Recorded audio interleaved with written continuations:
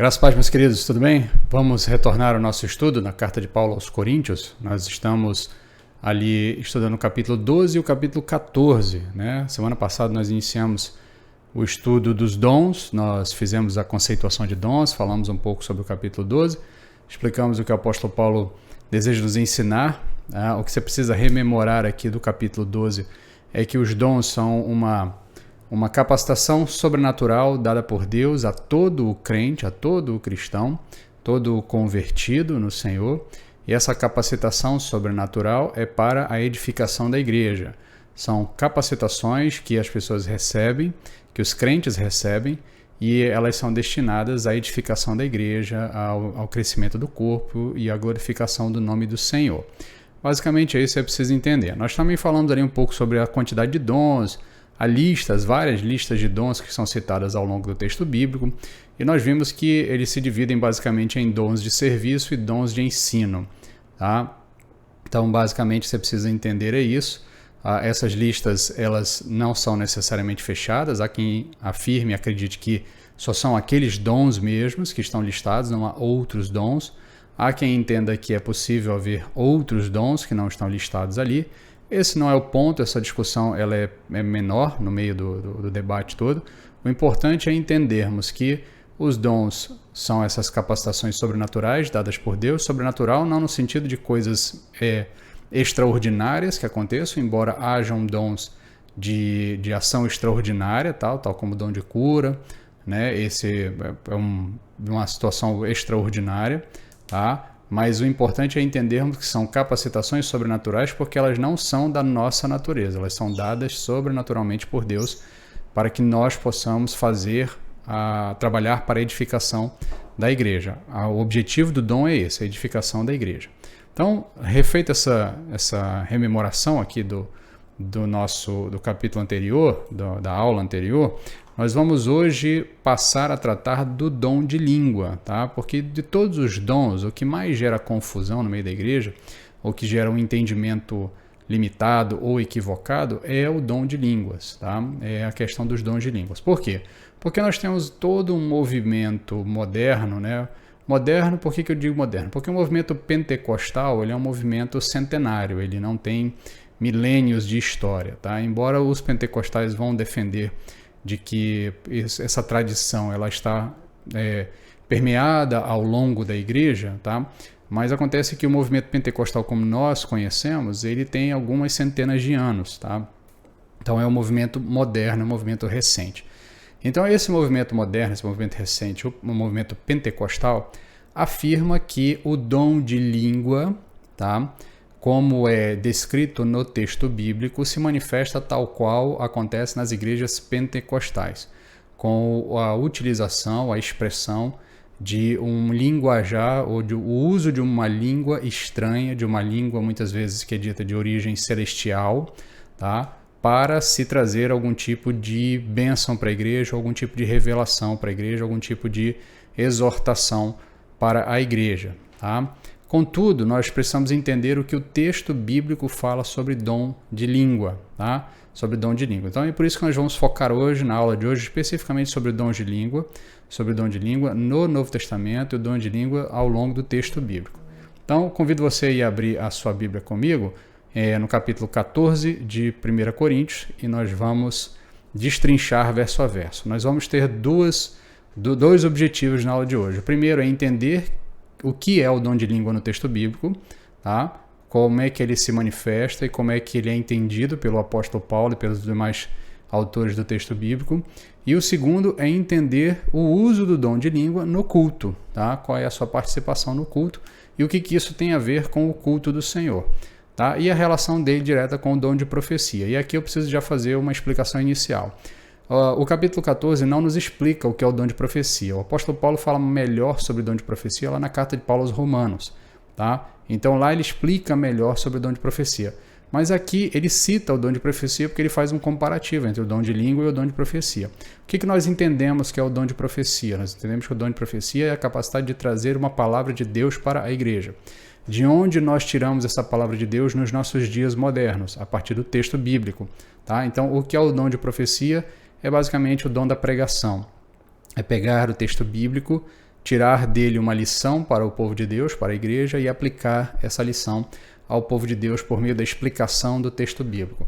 No tempo do Novo Testamento e também no tempo do Antigo Testamento, o dom de profecia ele tinha um caráter um pouco mais especial por conta da circunstância. Tá? Você não tem o cânon fechado, você não tem a revelação fechada, a revelação completa, os 66 livros da Bíblia não estavam à disposição dos profetas daquele tempo, então logo a vontade de Deus necessária para o homem não estava totalmente revelada. Então por isso você tem revelações especiais da parte de Deus aos profetas, e essas revelações especiais eram então entregues ao povo.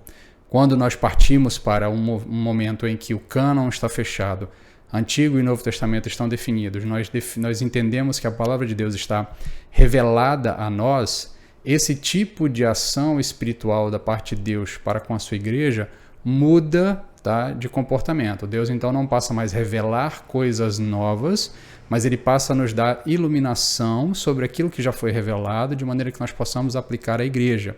Então nós entendemos modernamente que o dom de profecia é o dom da pregação, especificamente. Então os nossos profetas modernos são os nossos pastores, eles são aqueles que nos trazem a palavra de Deus a nós, ou todo aquele que recebe de Deus a capacidade de pregar, a capacidade de levar a palavra de Deus aos demais irmãos, certo? Então, feito aqui essas orientações iniciais, a gente vai ao texto de 1 Coríntios 14, vamos destrinchar ele aí, basicamente verso a verso, de maneira que você possa entender o que está acontecendo. Então, abra sua Bíblia aí, eu vou passar o slide para você na tela aí, vamos lá.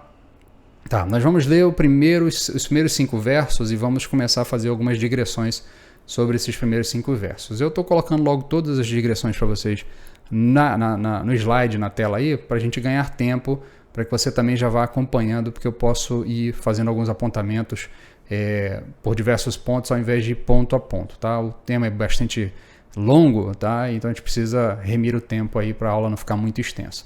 Então o texto diz o seguinte: segui o amor e desejar intensamente os dons espirituais, mas principalmente o de profetizar, pois quem fala em língua, outra língua, aí na ARA e na ARC, na Almeida Revista Corrigida, também está língua estranha, tá? E na Almeida Revista Atualizada está outra língua, tá? Mas na versão que eu estou lendo, que é a Almeida Século XXI, diz: pois quem fala em língua não fala aos homens, mas com Deus, porque ninguém o entende, mas pelo Espírito fala mistérios. Mas quem profetiza fala aos homens para edificação, exortação e consolação. O que fala em língua edifica a si mesmo, mas o que profetiza edifica a igreja. Gostaria que todos vós falasseis em língua, mas muito mais que profetizasseis. Quem profetiza é maior do que o que fala em língua, a não ser que as interprete para que a igreja receba edificação. Então Paulo inicia aqui fazendo um contraste entre o falar em língua, tá, e profetizar. Isso eram 2 manifestações que estavam acontecendo na igreja de Corinto, no culto da igreja de Corinto. Tá? Havia a manifestação de língua, pessoas falando em línguas, pessoas orando em língua e tendo essa manifestação no culto, e a manifestação daqueles que estavam profetizando. Tá? Então a gente vai ver lá para o finalzinho que o apóstolo Paulo, inclusive, dá uma regrinha. Quantos podem, como é que isso deve ocorrer, quantos deve ser, o tipo de respeito em relação uns aos outros. Tá? Mas isso fica lá mais para o fim. Então ele inicia fazendo esse contraste. Por que ele está fazendo esse contraste? Porque o foco dele aqui é o culto. Tá? O foco dele, do capítulo 12 e do capítulo 14, é o culto. Estava acontecendo confusão, bagunça no culto da igreja de Corinto. Logo, o apóstolo Paulo está tentando corrigir o uso dos dons durante o culto. Então, o contexto dos espirituais de Corinto também deve ser considerado aqui. Lembra que ao longo da carta a gente já citou que tinha um grupo de pessoas que se entendia espirituais, mais elevados que os outros.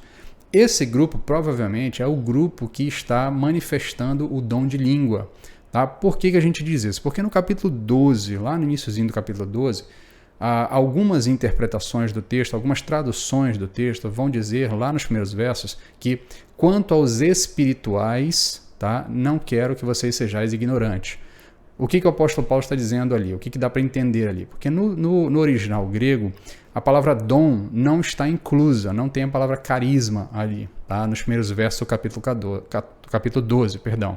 Então, muito provavelmente, o apóstolo Paulo estava se direcionando a esse grupo chamado os espirituais, tá? Que provavelmente é aquele mesmo grupo que está gerando a confusão lá no início da carta, sobre as divisões, eu sou de Paulo, eu sou de Corinto, eu sou de Apolo, melhor, eu sou de Paulo, eu sou de Pedro, eu sou de Apolo. É o mesmo grupo que estava fazendo também algum tipo de balbúrdia durante a ceia. Então esse grupo que o apóstolo Paulo vai chamar de os espirituais, aqueles que achavam que já estavam reinando com Cristo, quase que em uma espécie de disputa com o próprio apóstolo Paulo, duvidando do apostolado do apóstolo Paulo. Então esse grupo, ele provavelmente está manifestando o dom de língua e está manifestando o dom de língua da forma equivocada, da forma errada. Por isso o apóstolo Paulo chama a atenção lá no começo do capítulo 12, dizendo, quanto aos espirituais, eu não quero que vocês se enganem. Tá? O acréscimo da palavra dons ali é uma escolha dos tradutores do texto bíblico para o idioma português e para outros idiomas também, por causa do contexto. Tá? Contudo, no texto original não tem a palavra dom ali, né? Quanto aos dons espirituais não tem. Tem quanto aos espirituais. A partir do verso 4 é que vai aparecer a palavra carisma, que é a palavra grega para dons. Tá? Então, entendido isso, feito aqui esse contexto, você deve entender que essa questão está envolvida em toda a análise do apóstolo Paulo sobre a questão do uso de dons. O contexto dessas pessoas que se julgavam espirituais acima dos outros e o contexto do culto, que é o grande foco aqui do capítulo 12 do capítulo 14. Tá? Então, o dom de língua ele não estava edificando a igreja. Por quê? Porque as pessoas falavam e não interpretavam. Havia quem falasse, mas não havia quem interpretasse. A igreja buscava falar, mas não buscava interpretar. Logo, só era edificado quem falava e quem estava ouvindo não recebia nenhum tipo de edificação. Então, por isso que quem falava era edificado, mas quem ouvia não. Isso demonstrava desunião na igreja, demonstrava desequilíbrio na igreja. Ou seja, as pessoas iam ao culto para serem ministradas, para serem edificadas pelo culto, mas não eram edificadas porque estava todo mundo falando em língua e cada um só edificava a si mesmo. Não havia conceito de corpo. Lembra? Esse é um problema sério ao longo de toda a carta de Corinto. Essa falta de percepção de união de corpo. Não é à toa que o apóstolo Paulo vai falar que eles são um corpo, vai usar os exemplos do corpo para falar a questão da ceia, de diversos outros pontos da carta. Ele fala dessa questão da união, da necessidade de união e dos problemas que eles estavam gerando dentro da igreja, que estavam gerando desunião na igreja. Então, nesse ponto aqui, a gente deve abrir um parêntese para começar a discutir o que é essa língua, o que é esse dom de língua falado aqui no capítulo 14. Tá? Então, para a gente fazer isso, a gente vai precisar fazer uma análise de diversos textos ao longo do texto bíblico para que a gente possa usar aqui a regra hermenêutica de que a Bíblia interpreta a si mesma. Tá? Então, a primeira coisa que você precisa entender é que a palavra glossa, que é a palavra em grego para falar de línguas, ela aparece no Novo Testamento 50 vezes em 47 versos. Tá? Então aqui a gente tem uma citação de diversos versos onde ela vai aparecer. Marcos 7, 33 e 35, Lucas 1, 64, 16 e 24 e por aí vai. Você pode anotar com calma depois. Todos esses textos que eu estou citando aí, eles usam a palavra língua. Tá? E na maioria das vezes a palavra língua ali está relacionada ao órgão fonador, tá? A sua língua mesmo, tá? Ao órgão que nos permite falar, tá? Ou também ao ato de falar ou ainda a um idioma falado por uma determinada nação. Ao longo de todos esses textos que eu estou citando aí, são esses as três conotações da palavra língua. Fora isso, apenas alguns textos, entre eles o de 1 Coríntios 14, que falam em línguas estranhas ou falam em nova língua, tá? Para que a gente possa fazer uma boa interpretação, a gente tem que entender que a Bíblia interpreta a si mesma. Isso é uma regra hermenêutica que deve ser considerada. Então, a primeira coisa que a gente tem que anotar é o seguinte: a maioria dos textos bíblicos, quando falam de língua, a maioria do texto bíblico do Novo Testamento, que é todo escrito em grego, quando usa a palavra glossa, que é a palavra em grego para línguas, ele fala na sua grande maioria em idioma, aparelho fonador ou ato de falar. Tá? Então é isso que você tem que levar em consideração em primeiro momento. Tá? Contudo, lá em Marcos 16, 17, nós temos um desses textos onde se fala de uma espécie de língua estranha ou de uma nova língua. Tá? Então Marcos 16, 17 nos diz o seguinte: e estes sinais acompanharão os que crerem. Em meu nome expulsarão demônios, falarão novas línguas, kainos glossa, tá? E então esse texto está ali falando, é um complemento da grande comissão. Se você abrir a sua Bíblia em Marcos 16, você vai ver que o verso 16 é o verso da grande comissão. Ide por todo mundo, pregar o evangelho a toda criatura. E aí ele diz, e estes sinais acompanharão os que crerem. Em meu nome expulsarão demônios, falarão novas línguas, pegarão em serpentes, uma série de outras coisas são acrescentadas, já são ditas, de coisas que vão acontecer. Eu botei um asterisco aí porque o capítulo 16 de Marcos, o final estendido, é chamado de final estendido, existe uma série de discussões sobre esse final. Há uma discussão dentro da crítica textual, isso é um assunto para um outro momento, mas eu quero que você entenda que crítica textual é a ciência que discute a tradução dos pergaminhos originais, dos textos originais para as línguas originais, para as línguas modernas. Tá? Então você analisa o que tem de encontrado arqueológico e vê a veracidade deles. É o que a crítica textual faz. Então, existe uma discussão muito grande nessa crítica textual, dentro da crítica textual, sobre o final estendido de Marcos, esse final longo de Marcos. Muitos pergaminhos antigos não contêm esse trecho do verso 17, do verso 18, verso 19, até o finalzinho ali do capítulo. Não contém esse texto. Então, muitos acreditam que é um acréscimo feito por copistas mais para frente. O fato é que as nossas Bíblias modernas aceitam esse texto e a gente precisa interpretá-lo, entendê-lo como parte da palavra de Deus, apesar das eventuais críticas possíveis, das eventuais desconfianças por parte da crítica textual. Contudo, o que a gente precisa entender aqui? O texto de Marcos ele não qualifica essa língua que é usada aqui, que é dita aqui. Mas o contexto leva a entender que se trata de língua estrangeira. Por quê? Porque no verso anterior, no verso 15, ele diz: ide por todo mundo e pregar o evangelho a toda criatura, e estes sinais acompanharão os que crerem em meu nome. Aos que crerem em meu nome expulsarão demônios, falarão novas línguas.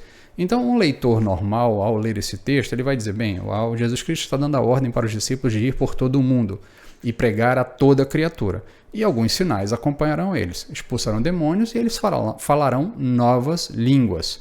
Tá? Falarão novas línguas. Então, um leitor comum vai entender que essas novas línguas é porque são pessoas de outras regiões, de outros países, e essas pessoas falarão um idioma diferente daquele idioma judeu, que é o idioma original do evangelho, o idioma original do cristianismo. Tá? Então, o contexto aqui, ele está dentro de uma ideia de missões, um contexto missionário. Lembra que a gente já falou disso semana passada, sobre a manifestação dos dons, semana passada na última aula, da manifestação dos dons, especialmente os dons carismáticos, esses dons especiais, esses dons que são de manifestações especiais, sobrenaturais. Esses dons estão quase sempre associados com o ato missionário, com o evento missionário. A igreja avançando, chegando em outros lugares, então sinais e maravilhas acontecem por conta da participação da igreja, da chegada do evangelho a esses novos lugares. Tá? Então, nesse ponto, você deve notar isso. Contexto missionário, você deve entender que o texto de Marcos não qualifica as línguas, e uma leitura do contexto nos leva a entender que se fala que essas línguas serão línguas estrangeiras. É possível entender essas línguas, a kainos glossa, ou essas novas línguas, como línguas espirituais? É possível, mas você teria que forçar o texto, porque o texto não te dá nenhum tipo de elemento para entender isso. O contexto geral do texto nos diz muito mais sobre estrangeiros, sobre novos países, contexto missionário, avanço do evangelho. Tudo isso me leva a interpretar o texto como essas novas línguas, está se falando de idiomas estrangeiros que agora falariam do evangelho, estariam afetos ao evangelho. Aí nós vamos agora para o texto de Atos 2, tá? O famoso descer do Espírito Santo, que também é um texto bastante conhecido, e nessa discussão sobre o dom de língua ele também é trazido à tona. Tá? Atos 2,4 nos diz o seguinte: todos ficaram cheios do Espírito Santo e começaram a falar em outras línguas, glossa, glossa, outras línguas, conforme o Espírito lhes concedia que falassem. O evento descrito ali em Atos é conhecido como a gente chama de xenolalia. Tá? Xenolalia por quê? É o evento de falar um idioma estrangeiro. Tá? Xenolalia consiste no ato de falar de forma espontânea em língua ou em línguas que não foram previamente aprendidas pelo interlocutor. Tá? E o contexto de Atos e o texto propriamente de Atos nos deixa bem claro que os discípulos falaram em idiomas. Tá? Porque os versos seguintes ali vão dizer o seguinte, que as pessoas ouviram os discípulos falarem em seus idiomas nativos. Então o contexto todo ali nos deixa bem claro que o que acontece em Atos 2 não é as pessoas falarem línguas sobrenaturais, ou línguas angelicais, ou ainda línguas espirituais. Eles falaram em línguas, idiomas conhecidos, idiomas das pessoas que estavam lá.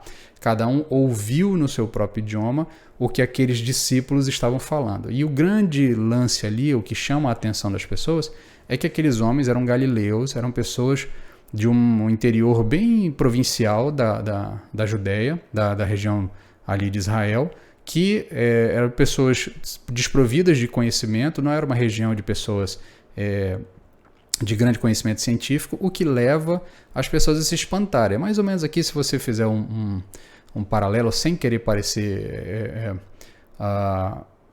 um pouco preconceituoso, mas é basicamente a ideia de que a gente pensar em uma pessoa do interior, bem interiorzão mesmo, de qualquer região do nosso país, seja do norte, nordeste, centro-oeste, mas aquele interiorzão mesmo, sem acesso a nada, e de repente você vê esse cara falando alemão fluentemente, falando mandarim fluentemente, falando inglês ainda, que seja uma língua um pouco mais conhecida, mas falando língua, por exemplo, falando russo fluentemente, ou ainda aquelas línguas do Oriente Médio que são bastante culturais, né, que você precisa bastante do uso da garganta aqui e com umas construções fonéticas bem distintas da nossa língua mãe, do português. Então é como se você de repente se deparasse com essas pessoas e elas estão falando fluentemente essas línguas. Então isso chamou a atenção ali das pessoas que estavam ao redor. Não é à toa que muitos que não estavam entendendo o que eles falavam, porque falavam em idiomas de outras nacionalidades que aquela pessoa não estava entendendo, interpretaram que eles estavam bêbados, estavam na verdade bêbados ali. Aí alguém falou, não, eles não estão bêbados porque ainda é alta hora do dia, não estamos muito cedo para as pessoas estarem bêbadas.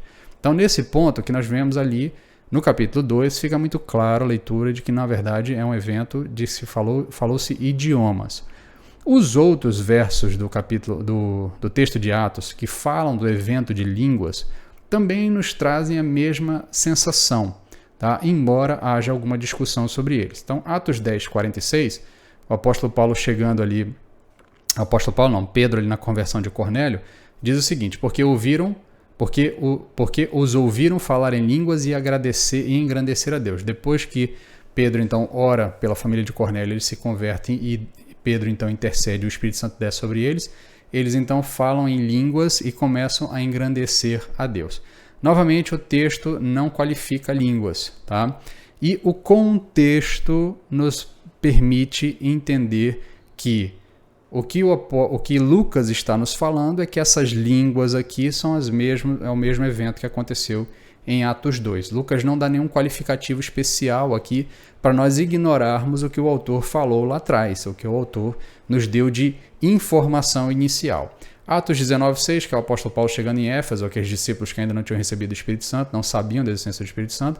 Então o apóstolo Paulo ora por eles, intercede, o Espírito Santo desce sobre eles e eles começaram a falar em línguas e a profetizar também.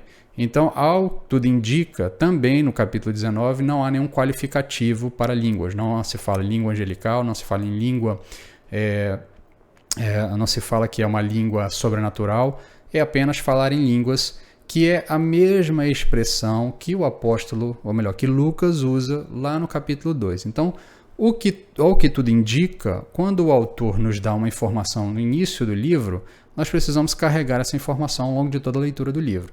Então, nos dois textos não há qualificador, tá? Logo nós devemos considerar onde o autor apontou qualificadores, que é lá no capítulo 2, lá no início ele aponta o qualificador que ele diz lá são línguas e idiomas conhecidos por outras pessoas, mas desconhecidos por quem estava ali falando naquele momento. Portanto, tanto nos evangelhos quanto em Atos não há nenhum indicador de que as línguas citadas eram qualificadas como sobrenaturais ou não humanas, tá? O evento era sobrenatural, mas as línguas faladas, tudo leva a entender que eram idiomas humanos desconhecidos pelos participantes do evento. Anotou isso aí? Beleza, vamos continuar agora analisando o texto de 1 Coríntios, que é onde nós estamos estudando. Aqui em 1 Coríntios 12 e 14, especialmente no 14, é que surge uma contraposição entre xenolália e glossolalia. O que é glossolalia? A glossolalia é um fenômeno de psiquiatria e de estudos de linguagem que, em geral, está ligado com a situação de fervor religioso em que o indivíduo crê expressar-se em uma língua desconhecida, por ele tida como de origem divina. Tá? Então a xenolalia é falar um idioma conhecido sem que o interlocutor conheça esse idioma, e a glossolalia, tá? A glossolalia seria essa manifestação de um indivíduo que começa a falar uma espécie de dialeto e ele acredita que esse dialeto é de origem espiritual, é de origem sobrenatural, é de origem divina. Tá? A glossolalia não é um fenômeno que acontece única e exclusivamente em cultos cristãos, tá? Em cultos evangélicos. Isso também acontece em outros tipos de cultos, por isso ela é uma área de estudo da psiquiatria. A psiquiatria estuda a glossolalia. Inclusive, mais lá para o fim, nós vamos citar alguns documentos para que você possa pesquisar um pouco mais sobre esse fenômeno. Tá? Mas o ponto aqui é que aqui que começa a surgir uma contraposição, algum tipo de indício de que talvez exista uma língua sobrenatural, ou uma língua não humana falada pelos cristãos por conta do ato do Espírito Santo derramar sobre o cristão um dom especial. Tá? Em 1 Coríntios 12:10, Paulo fala em variedade, genos, variedade de línguas, genoglossa, e a outro ele fala que Deus deu a um variedade de línguas e a outro ele deu interpretação de línguas, tá? Que seria hermeneia glossa. Tá? E aqui é importante, ali eu botei um asterisco em hermeneia, porque é bom a gente... Tá faltando um R ali, tá? Mas no hermeneia ali. Mas tem é importante entendermos que hermeneia, ela, embora nós traduzamos ela como interpretação, tá? A arte de interpretar, a hermenêutica, é a ciência da interpretação. A hermeneia, quando usado no idioma original, no grego, para se falar de língua, ela é também interpretada, melhor, também é traduzido como tradução de língua, tá? Então, quando você associa hermeneia com glossa, tá? A tradução natural seria o dom de traduzir línguas, ao invés de interpretar línguas. Isso é importante fazer essa distinção, embora ela não seja crucial ou capital para entendermos o tema, mas é importante entendermos essa distinção, porque interpretação muitas vezes tem elemento do intérprete. Tá? Então, por exemplo, um intérprete de idiomas, tá? Ele não necessariamente está traduzindo palavra por palavra. Agora, quem traduz palavra por palavra ou traduz o conceito total, a informação total. Quem interpreta e pode acrescentar alguma coisa. Tá? Então, esse é apenas um parêntese para a gente aumentar aqui a área de estudo, a área de conhecimento. Tá? Embora a tradução de hermeneia por interpretação não esteja equivocada. Ok? Então, continuando aqui, em 1 Coríntios 13, o apóstolo Paulo fala em língua de anjos. Ele vai falar assim, mesmo que eu falasse a língua dos anjos. Contudo, o contexto do capítulo 13, que nós vamos estudar nas próximas aulas, ele é um contexto de hipérboles. Tá? Ele é um contexto ali em que o apóstolo Paulo abre um parêntese no meio dessa discussão sobre dons e ele começa a falar de um caminho melhor, de um caminho mais excelente, de uma alternativa a toda aquela confusão que a igreja de Corinto estava vivendo. Tá? Então, deve ser lido como um poema, ele deve ser lido com todos os elementos de um poema. E ali você tem uma série de hipérboles. Ele fala, ainda que eu tivesse todo o conhecimento do mundo, ainda que eu falasse a língua dos homens e a língua dos anjos, se eu fizesse isso sem amor, isso não teria valor nenhum. Então, todo o contexto é um contexto de hipérbole. Soma-se isso ao fato de que o apóstolo Paulo disse, mesmo que eu falasse, ou seja, ele não afirma que fala a língua dos anjos. E ao longo do capítulo 14, quando ele está tratando da questão da língua, né, do uso do dom de língua, ele diz, eu queria que vocês falassem em línguas tanto quanto eu, porque eu falo em línguas muito mais do que vocês. Se o apóstolo Paulo falasse língua de anjos, tá? Se a língua que ele está se referindo fosse língua de anjos, ou uma linguagem angelical, ou uma linguagem espiritual que fosse compartilhada pelos anjos, ele não falaria mesmo que eu falasse a língua dos anjos no capítulo 13. Tá? Então, nesse sentido, a gente descarta mais uma vez a possibilidade de que o texto esteja falando de língua sobrenatural, de língua não humana, de uma língua angelical. Tá? Em 1 Coríntios 14 é o único texto que nos vai dar algum indício para viabilizarmos um eventual dom de línguas não humanos, tá? Porque até agora o que nós temos percebido ao longo de todo o texto bíblico é que quando a Bíblia fala de línguas ou de dom de língua, ela está falando de uma capacidade que é dada ao interlocutor de falar um idioma humano que não é conhecido pelo interlocutor, mas é conhecido pelas pessoas que estão ao seu redor, de maneira que ele possa viabilizar a comunicação do Evangelho num contexto missionário. Essa é a base que nós estamos percebendo ao longo do estudo até agora, certo? Então, continuando no texto, a gente vai ver agora do verso 6 em diante, vai fazer aqui um destrinchar do texto, e de pouco em pouquinho a gente vai voltar à questão do uso de línguas. Porque a partir de então, agora o apóstolo Paulo começa a tratar do dom de língua em si, tá? Da interpretação desse dom e do uso desse dom no contexto do culto. Então, do verso 6 ao 12, ele vai trabalhar algumas ilustrações sobre a importância do uso inteligível do dom para a edificação da igreja. Primeiro ele fala da orquestra afinada, depois ele fala da trombeta confusa e depois ele fala da relação entre estrangeiros. Vamos ao texto lá, o texto diz o seguinte: Ora, irmãos, se eu for até vós falando em línguas, que benefício vos trarei, se não vos falar por meio de revelação ou de conhecimento de profecia ou de ensino? O mesmo acontece com as coisas que não têm vida e emitem som, como a flauta e a harpa. Se não formarem sons distintos, como se saberá o que se toca na flauta e na harpa? Porque se a trombeta tocar de modo incerto, quem se preparará para a batalha? Assim também vós, se com a língua, glossa, não pronunciardes palavras que se podem compreender, como se entenderá o que dizes? Pois estareis como que falando ao vento.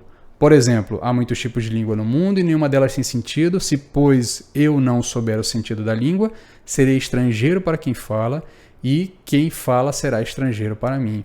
Assim também vós, já que estáis desejosos de dons espirituais, procurai desenvolver os que servem para a edificação da igreja. Então, note o constante uso aqui da expressão que proveito, ou expressões análogas a isso. Ele está o tempo todo dizendo, olha, se vocês fazem isso, que proveito tem para o corpo? Tá?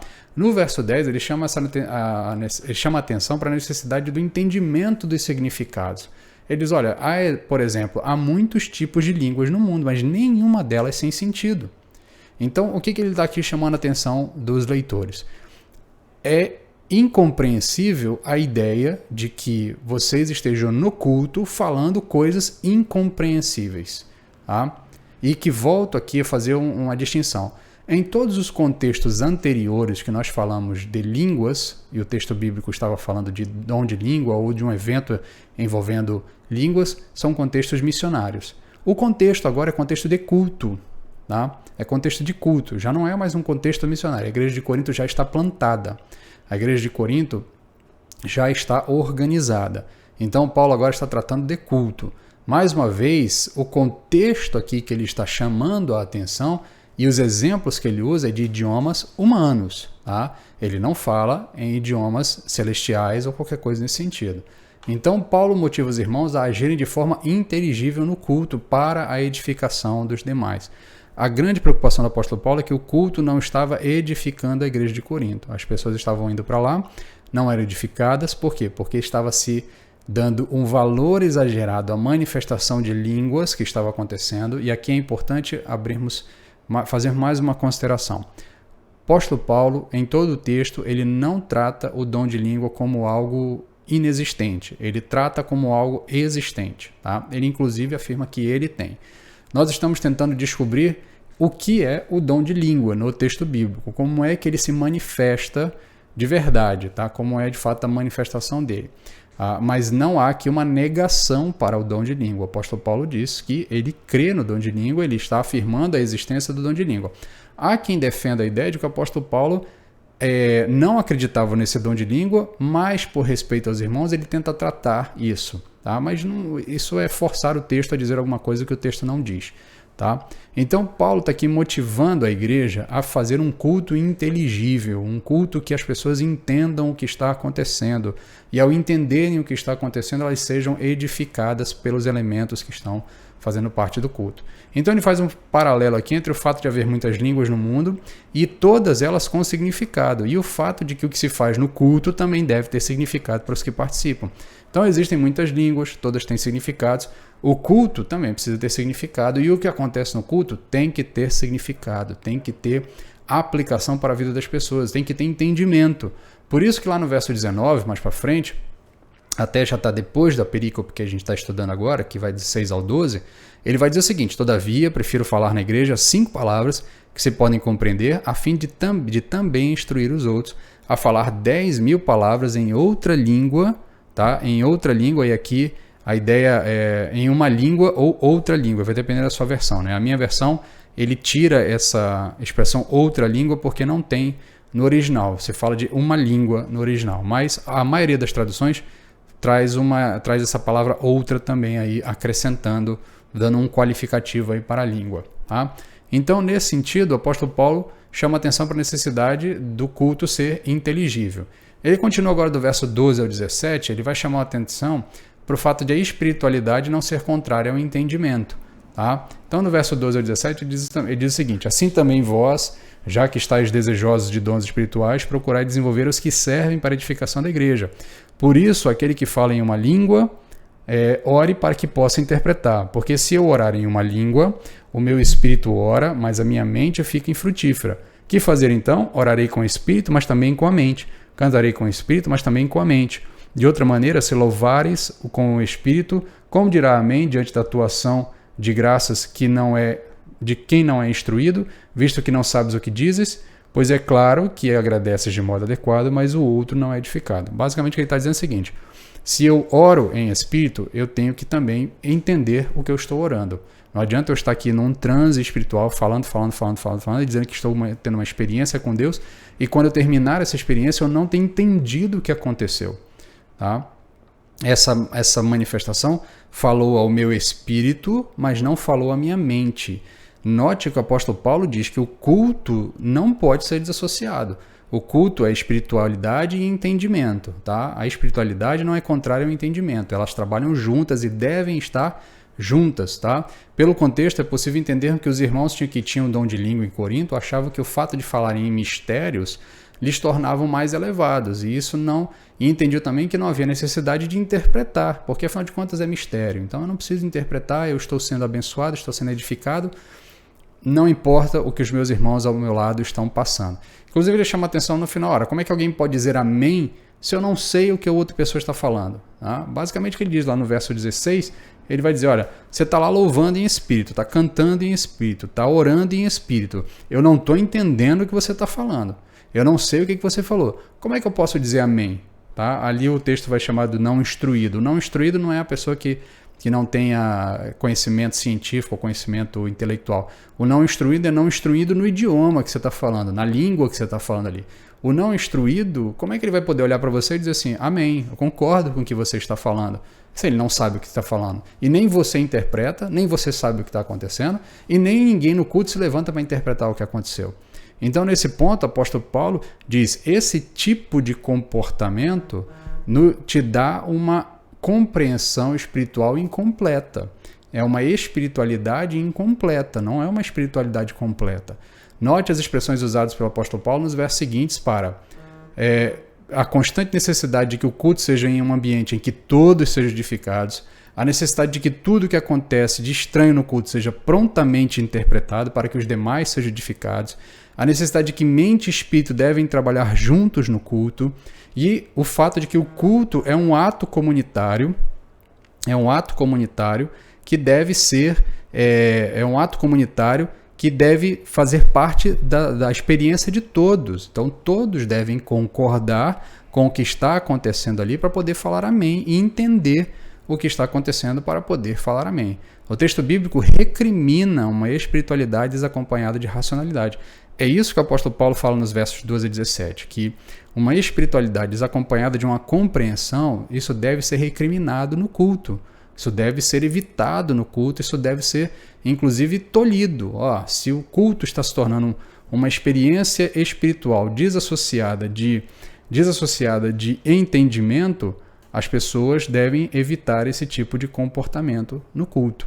Tá? Então, continuando aí, nos versos 18 e 19, ele vai exortar para a superioridade do inteligível sobre o incompreensível. Note mais uma vez.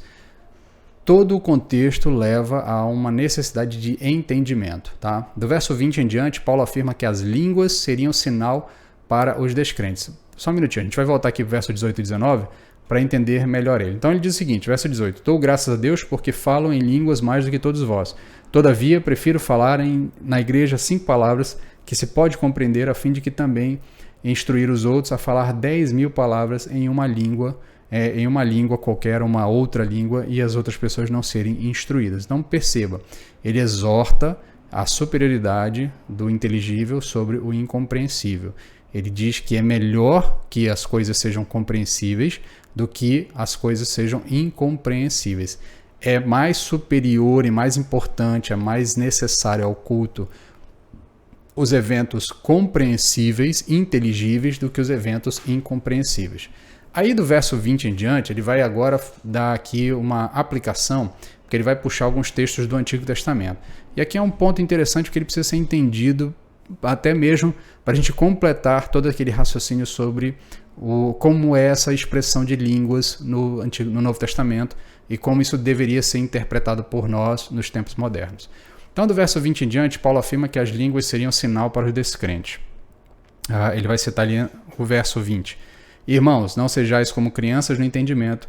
Quanto ao mal, contudo, sede como criancinhas, mas adultos quanto ao entendimento. Está escrito na lei, falarei a este povo por intermédio de homens de outras línguas e por meio de lábios de estrangeiros.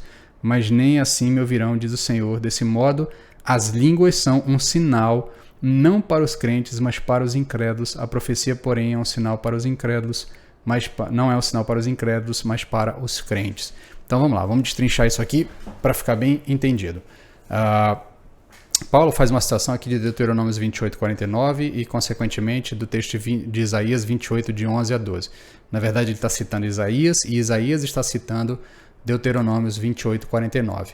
Tá? Então, que outras línguas são essas citadas na profecia? Vamos primeiro entender o contexto dos dois textos que servem de base para a citação do apóstolo Paulo. O contexto de Isaías é a invasão dos assírios. Tá?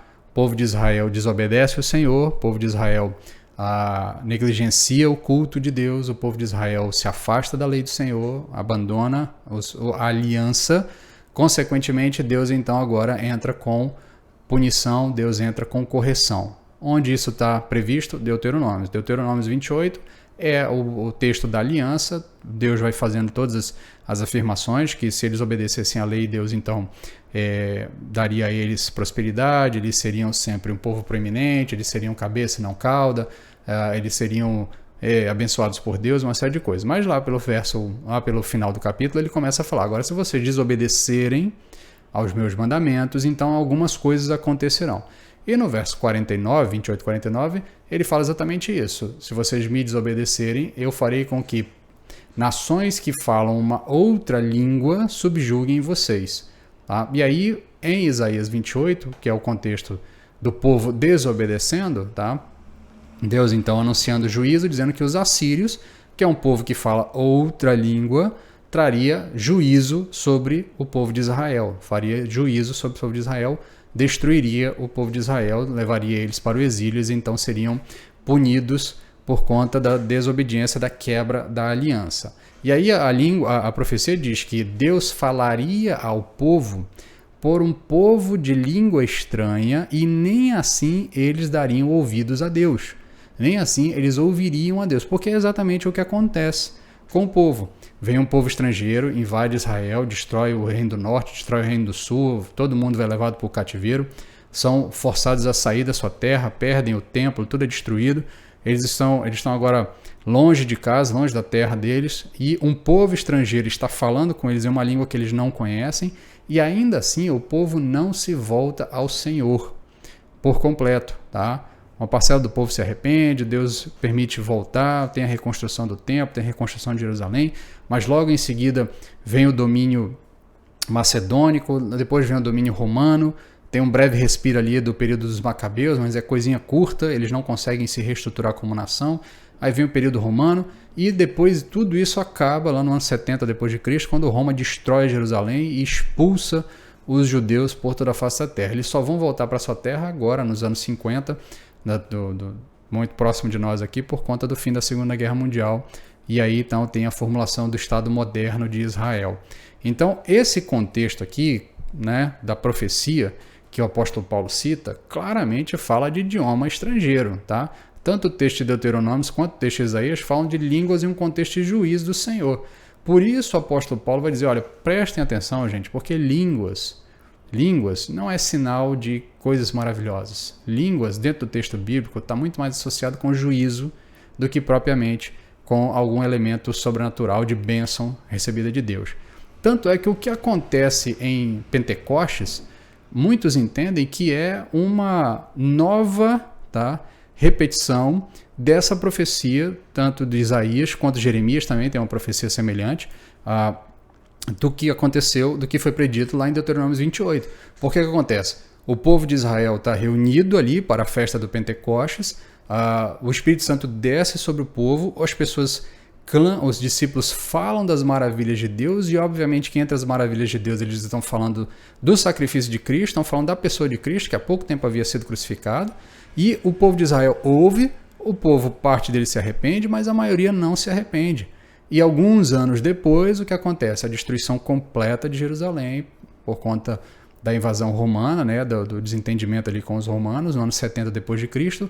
Jerusalém é destruída por completo, o templo é destruído, tudo é destruído, sobra das ruínas, sobra hoje basicamente o que a gente chama lá do Muro das Lamentações, que é uma das paredes do templo que sobrou em pé, mas o restante foi tudo destruído, foi um horror ali o que os romanos fizeram com os judeus. Então, muitos entendem que Pentecostes, o sinal de línguas que é dado ali em Pentecostes, é o aviso do juízo de Deus que estava chegando para o povo de Israel e que eles deveriam se arrepender. Não é à toa que a pregação de Pedro, ele fala sobre Jesus e os judeus perguntam, irmão, o que nós devemos fazer? Eles dizem, arrependam-se e creiam, né? Arrependam, sejam batizados e deem provas de transformação da vida de vocês, por conta do juízo de Deus que estava prestes a chegar, segundo a interpretação de alguns, do evento de Pentecostes associado a essas duas profecias que nós citamos, tanto o texto de Deuteronômio como o texto de Isaías e o texto de Jeremias, também que vai falar da mesma coisa. Por isso que Paulo alerta para os coríntios para que eles não sejam meninos, tá? Para que eles não sejam crianças. Prestem atenção, a profecia diz que Deus falaria por outras línguas e ainda assim o povo não ouviria Deus. Então, por isso o apóstolo Paulo, desse modo, as línguas são um sinal, não para os crentes, mas para os incrédulos. Quem são os incrédulos aqui? Os incrédulos são os judeus que não creram na profecia do Senhor, não creram no anúncio de Deus. Contudo, ele volta a fazer esse contraste constante no longo do texto. A profecia, esse ato de falar da vontade de Deus para o povo, é um sinal não para o incrédulo, mas para o crente. A profecia é para aquele que acredita na palavra do Senhor. É ele que recebe algo da profecia. Então, os judeus incrédulos, eles sabiam que ao ouvirem línguas estranhas, o juízo de Deus estava próximo, porque esse é o contexto de língua dentro da tradição judaica. Eu não posso ignorar isso enquanto eu estou lendo o texto, e não posso ignorar isso porque o apóstolo Paulo cita esses dois textos. Então, ao que tudo indica, no texto, língua estranha é uma língua, um idioma estrangeiro, um idioma desconhecido. Então, novamente, o contexto do capítulo 14 são os problemas do culto, tá? São os problemas do culto. A gente precisa voltar a isso constantemente, porque nós precisamos entender que o apóstolo Paulo aqui, ele não está num contexto missionário, ele não está num contexto diferente, ele está falando de língua dentro de um contexto de culto, e está falando de língua dentro do contexto de profecias do Antigo Testamento que falavam de juízo. Por isso, o verso 23 nos diz que a língua não interpretada ou não traduzida no culto serviria como um sinal negativo ao descrente. Então, o apóstolo Paulo se volta agora para a questão do culto, ele vai dizer o seguinte, olha, se pois toda a igreja se reunir num lugar e todos falarem em línguas e entrarem pessoas não instruídas ou incrédulos, por acaso não dirão que estáis loucos? Ou seja, ele vai dizer, vocês se reúnem, de repente começa todo mundo a falar em língua, todo mundo falando diversos tipos de idioma lá. Um incrédulo entra olha aquilo, vê todo mundo falando algo estranho, ele não está entendendo o que está acontecendo, ele vai dizer, esse povo está louco, esse povo está doido, entendeu? Então, se não tem quem interprete, e se não há interpretação ou entendimento da parte de quem está ouvindo aquelas mensagens, não poderá haver manifestação de arrependimento na vida daquela pessoa. Ao contrário, a profecia ela serve como um sinal positivo para levar o incrédulo ao arrependimento e consequentemente, à conversão. Mas, verso 24, mas se todos profetizarem e alguma pessoa incrédula ou não instruída entrar, será por todos convencido do seu pecado e julgado. Por quê? Porque quando eu trago a palavra de Deus, a vontade de Deus para a igreja, eu constranjo a igreja ao arrependimento. A igreja, então, é exortada e confrontada com o texto bíblico, e quando ela é exortada e confrontada com o texto bíblico, quando ela se depara com o incrédulo, ela também exorta o incrédulo ao arrependimento. Então, essa é a linha de raciocínio do apóstolo Paulo. O culto deve levar as pessoas ao arrependimento. Se eu trago pessoas de fora para o culto, elas devem ser confrontadas com o seu estado de pecado e necessidade de arrependimento. Então, dali diante, do verso 26 até o verso 40, ele vai dar umas diretrizes finais para o uso dos dons no longo do culto. Então, para a gente fazer um resumão aqui, para a gente não ler o texto todo que é muito longo, mas para a gente fazer um resumão, ele diz o seguinte, que tudo deve ser feito visando a edificação. Ele vai constantemente chamar a atenção para a necessidade de você, da igreja, fazer as coisas visando a edificação. Tá? Então, tudo deve ser feito para a edificação. O uso da língua deve ser feito para a edificação. Ele vai regulamentar o uso do dom de língua. No verso 27 e verso 28, ele vai regulamentar o uso. Basicamente, ele vai dar uma regrinha, dizendo como você deve usar o dom ao longo do culto. Tá? Verso 27, ele vai dizer o seguinte, a gente lê rapidamente. Se alguém falar em línguas, que falem somente 2, quando muito 3, um de cada vez, e que haja quem interprete. Então ele regulamenta no máximo 3, com interpretação sempre. Se não tiver interpretação, é o que ele vai falar no verso seguinte, se não houver intérprete, permaneça calado na igreja, falando consigo mesmo e com Deus. Ou seja, Deus te deu o dom de língua na hora do culto, se não há quem interprete, você fica calado, falando consigo mesmo, falando baixinho, falando ali com você mesmo.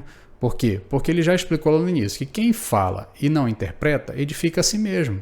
E no culto, a edificação é comunitária. Se não há edificação comunitária, não há espaço para aquilo dentro do culto.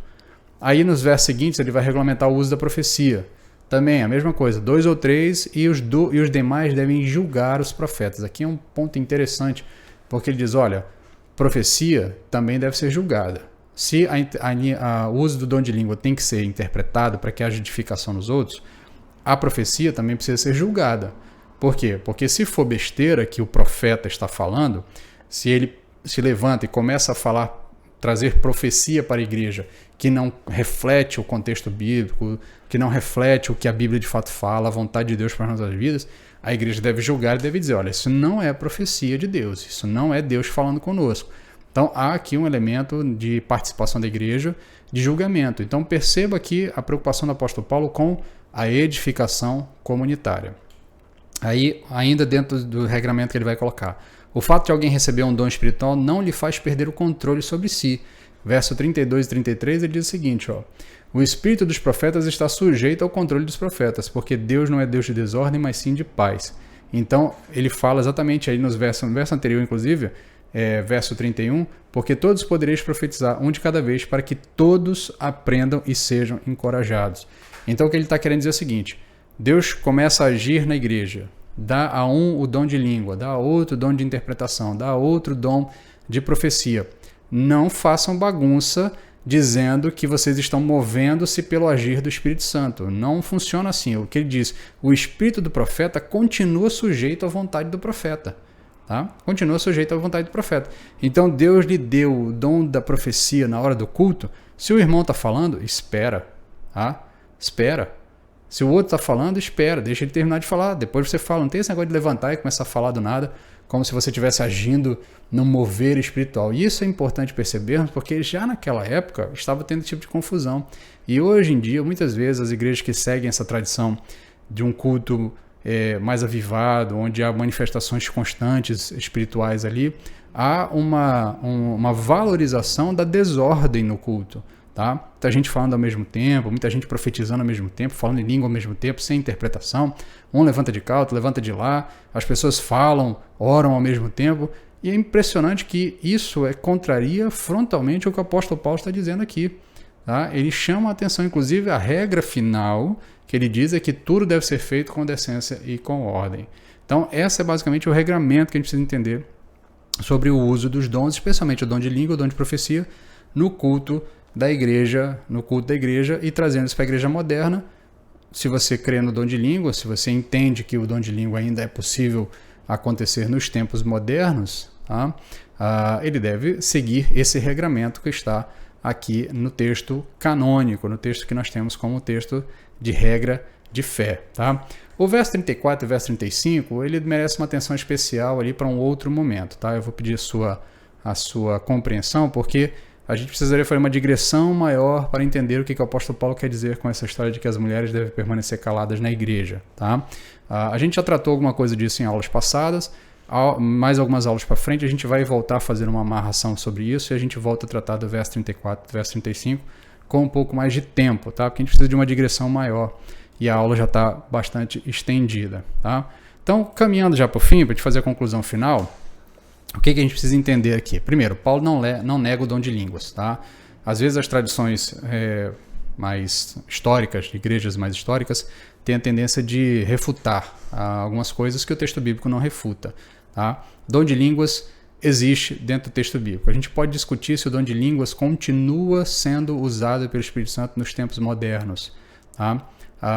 Eu entendo particularmente que no contexto da igreja organizada, o dom de língua aparentemente perde a sua necessidade. No contexto missionário, me parece que ele continua em grande uso. Nós temos inúmeras histórias de pessoas, de missionários que falaram em idiomas que não dominavam, idiomas que não conheciam, para pregar o evangelho. Muitas vezes em questões ali de reunião, onde havia necessidade de um intérprete, o intérprete não apareceu ou não pôde estar presente ali. O Espírito Santo então capacitou ele falou no idioma local, o idioma local as pessoas ouviram e entenderam a mensagem do evangelho. Então existem inúmeros relatos de missionários nesse contexto de que isso ainda está acontecendo nos nossos dias. Me parece estar casado com o que nós entendemos do texto. Contexto missionário, contexto de avanço, contexto de missões, contexto de chegada do evangelho a outros lugares, me parece que está amarrado. Então é possível haver o dom de línguas nessa perspectiva nos tempos modernos. No culto, a prioridade é a edificação da igreja. É a regulamentação para a espiritualidade do culto. A espiritualidade não é desculpa para ver balbúrdia no culto. O culto não precisa ser monótono, o culto não precisa ser morto, mas o culto precisa ter uma organização inteligível. As pessoas precisam entender o que está acontecendo e por que está acontecendo e por que elas estão fazendo aquilo e no que aquilo as edifica, no que aquilo as molda à imagem e semelhança de Jesus. Então, os dons eles têm que ser inteligíveis. Tá? Os dons não nos tornam burros. Então, toda essa manifestação moderna de algumas igrejas, onde as coisas ficam irracionais, pessoas caindo no chão irracionalmente, muitas vezes rindo sem parar, correndo de um lado para o outro, fingindo que são animais, tudo isso que tem toda uma conotação irracional, de uma interpretação externa. Quem está de fora olha aquilo e diz: isso é irracional. Isso não casa com o que está no Novo Testamento. O Novo Testamento não dá espaço para isso. Muito pelo contrário, o apóstolo Paulo diz que isso deve ser coibido. O texto de 1 Coríntios 14 fala muito mais sobre a ordem do culto para nós do que propriamente sobre o dom de língua em si. Viu que a gente precisou fazer toda uma digressão com outros textos para entender, porque o apóstolo Paulo não está muito preocupado em qualificar o dom de língua, ele está preocupado em organizar o culto. O culto precisa ter uma ordem inteligível, uma ordem compreensível. Então, a espiritualidade ela não nega a racionalidade. Não é porque a gente tem que buscar viver uma vida espiritualizada, ter experiências espirituais com o Senhor, tá, que nós vamos abandonar a nossa racionalidade. Tanto é que o apóstolo Paulo fala: se eu oro em espírito, também tenho que orar com a mente. Se a minha mente não entende o que eu estou orando, então está desequilibrado, está incompleto a minha experiência. Então, há uma clara hierarquia de manifestação de dons na igreja, que usa como critério o nível de edificação do corpo. Então, por exemplo, o dom de língua está abaixo do dom de profecia. O dom de língua só se iguala com o dom de profecia quando há interpretação. Então não adianta eu ter um monte de gente falando em língua na igreja se eu não tenho quem interprete.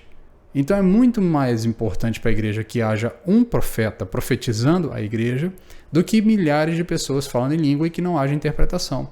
Então há uma hierarquia de importância de dons na igreja, e especialmente porque elas levam como critério a edificação do corpo. A profecia edifica o corpo. O dom de língua, primeiramente, edifica quem fala. Só vai edificar o corpo se tiver quem interprete. Tá? Então, por fim, todo o contexto do capítulo 14 de 1 Coríntios, bem como os demais textos bíblicos que nos falam de línguas, sobre línguas, não nos dão qualquer qualificativo para entender que se trata de língua não humana, mas sim de línguas humanas. O dom de língua deve ser interpretado como a capacidade de falar, orar, cantar em um idioma humano que é desconhecido por aquele que recebe o dom. Essa é a nossa interpretação sobre o dom de línguas. Essa é a interpretação das igrejas históricas, as igrejas chamadas de tradicionais, as igrejas da linha reformada ou da linha protestante histórica. A grande maioria delas sempre abraçou essa. Existem interpretações divergentes em relação a isso? Existem. Existem tradições como a pentecostal que entende de maneira equivocada, de maneira diferente, tá? Mas de maneira diferente, existe, tá? Existe a discussão no meio? Existe, mas pelo que nós analisamos no texto, nós fizemos uma boa digressão ao longo de diversos textos, o que nos leva a entender é que o texto bíblico não dá margem para essa interpretação. Volto a dizer, há quem interprete de maneira diferente? Há. Isso lhes torna menos crente do que nós? Muito pelo contrário. Se aqui no texto bíblico o apóstolo Paulo condena frontalmente aqueles que se achavam mais espirituais e diz que eles, na verdade, estavam tendo uma espiritualidade incompleta porque não faziam o que deveria ser feito por completo ali na experiência com o dom de línguas, muito mais nós que, em tese, rejeitamos essa interpretação sobre o dom de línguas como sendo línguas angelicais ou línguas sobrenaturais, muito mais nós devemos ter isso como um alerta para nós de que, na verdade, nós não podemos nos achar os senhores da razão, os donos da verdade, quando, na verdade, nós precisamos ter a humildade de entender que é possível, sim, que haja uma interpretação diferente da nossa e é possível que, em algum momento, esses intérpretes também estejam corretos. Contudo, o que o nosso estudo nos leva a entender, pelo que o texto bíblico nos apresenta, até que se mostre indícios diferentes, é que o dom de língua deve ser entendido como capacidade de falar, orar e cantar em um idioma humano que é desconhecido pelo que recebe o dom, mas é conhecido em algum lugar por alguém diferente de nós, diferente de quem está participando ali. E ele normalmente vai surgir num contexto de missionário, num contexto de avanço do evangelho, certo? Dito isso, a aula ficou um pouco mais longa. Se você tiver dúvidas, não guarde as dúvidas para você, mande as suas dúvidas para a gente, aí está o meu e-mail na sua tela. Sei que a aula ficou um pouquinho mais longa, peço sua desculpa, mas eu acho que a gente deu uma boa amarrada aí, uma boa explicada sobre esse assunto que torna, assim, volta e meia está gerando confusão para todos os cristãos, para todos os irmãos. Então, dito isso, nós vamos fazer uma oração final e, se Deus nos permitir, semana que vem nós estaremos mais uma vez aqui dando continuidade nos estudos da carta de Paulo aos Coríntios. Oremos. Senhor, tem misericórdia de nós e ajuda-nos a entender, Pai, como fazer um culto de fato seja agradável a Ti, Pai. Ajuda-nos a entender que o texto bíblico nos ensina a fazer o culto. Ajuda-nos também a entender as nossas limitações, muitas vezes, em relação à interpretação do Teu texto, e que nós não devemos forçar o texto a dizer aquilo que o texto não está dizendo, mas devemos ter a humildade de nos submeter ao que o texto está dizendo, ainda que nós não gostemos, ainda que nós achemos estranho, ou que nós gostaríamos que fossem outras coisas. Ajuda-nos, Pai, é o que te pedimos, em nome de Jesus. Amém. Amém. Meus queridos, fiquem na paz, que Deus nos abençoe e até a próxima aula. Tá? A propósito, gente, eu no início da aula eu citei que mais para frente, no final da aula, eu faria uma indicação de um material para que vocês pudessem estudar um pouco mais sobre a glossolalia. Então, eu estou deixando no link da descrição desse vídeo aqui uma tese de dissertação, né? Uma tese de dissertação da Selma Batista. Tá? O título é Glossolalia, o sentido da desordem, a simbologia do som na constituição do discurso pentecostal. Esse é um estudo científico, tá? De uma pessoa à parte, né? Sobre a manifestação de dons de línguas em cultos pentecostais. Tá? Então, quem quiser se aprofundar um pouquinho mais, saber por um viés científico o que está acontecendo, tá? Nesses eventos, então recomendo a leitura dessa tese, dessa dissertação da Selma Batista. O link está na descrição aqui. Ela foi publicada pelo Instituto de Filosofia e Ciências Humanas da Unicamp em Campinas. Certo? Então, para quem quiser saber um pouquinho mais, dá uma pesquisada no texto aqui embaixo.